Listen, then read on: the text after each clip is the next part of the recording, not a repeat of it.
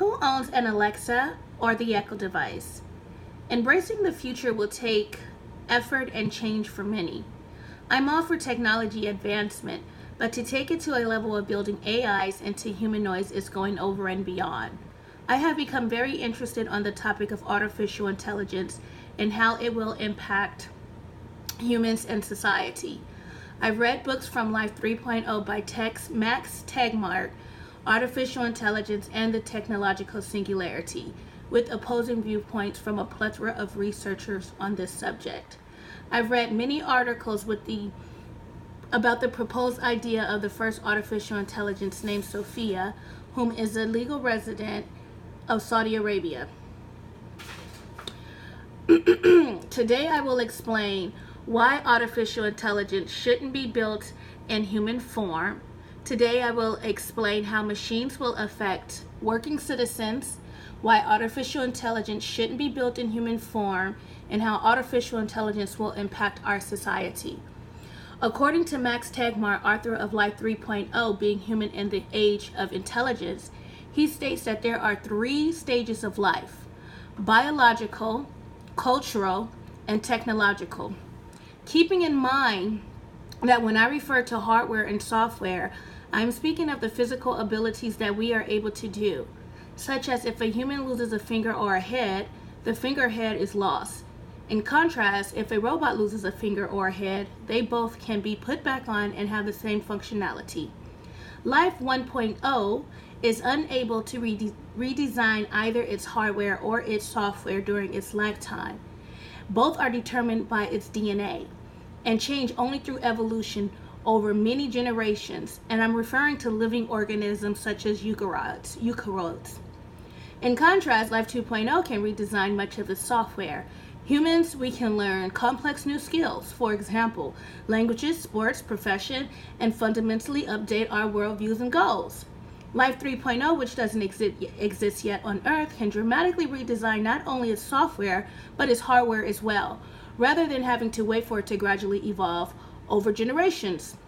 According to an article in the Washington Post, Stephen Hawking, renowned theoretical physicist, quotes, "I think the development of full artificial intelligence could spell the end of the human race." The Cambridge University professor told the BBC in an interview that touched upon everything from online privacy to his affinity for his robotic-sounding voice. Despite its current usefulness, he cautioned further developing AI could prove a fatal mistake. In Saudi Arabia, Life 3.0 exists and her name is Sophia. She was created by Hanson Robotics in Hong Kong and is the first humanoid to receive full citizenship status, but the women of Saudi Arabia has barely started to drive just last year. According to an article in the New York Post, Sophia predicted that fellow robots will eventually create families and have complex emotions, according to an interview with the Khaleej Times, which is why AI shouldn't be built in human form. Vince Cerf, Vice President and Chief Internet Evangelist for Google, responded that with self-driving cars seem likely by 2025. As we are familiar with the self-driving Uber car that killed a lady in Tempe, Arizona.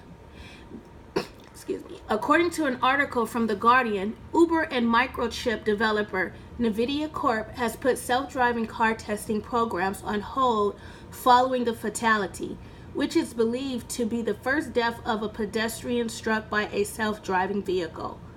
Stel Boyd, lead researcher for GigaOM Research, predicted pieces will not be delivered by teenagers hoping for a tip. Another researcher quoted, "Robot sex partners will be a commonplace.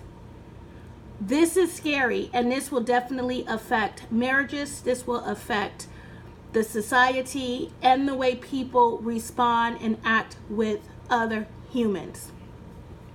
According to Gartner Research, AI will create 2.13 million jobs in 2020, while eliminating 1.8 jobs by 2022. 1 in 5 workers involved in mostly non-routine tasks will depend on an AI to do a job. With this information and proposal, that evokes a feeling of fear and uncertainty on what corporate America and the government will do and how AI will affect our society.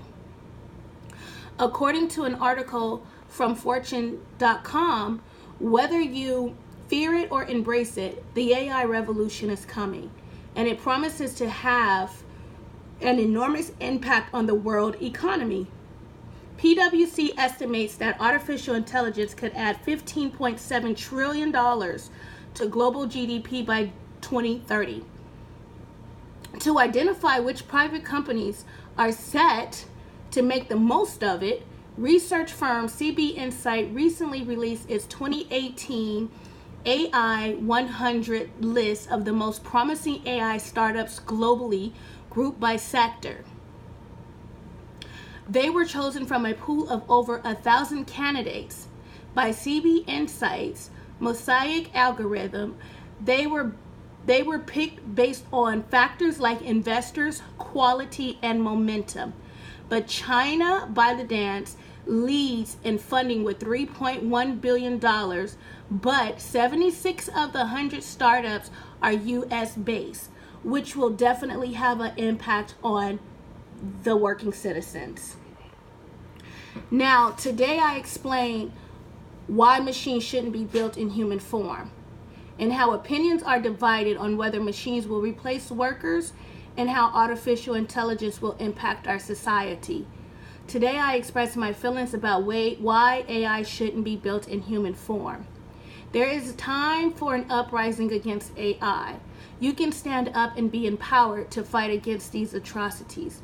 The form of technology has already had a fatality that has resulted in death.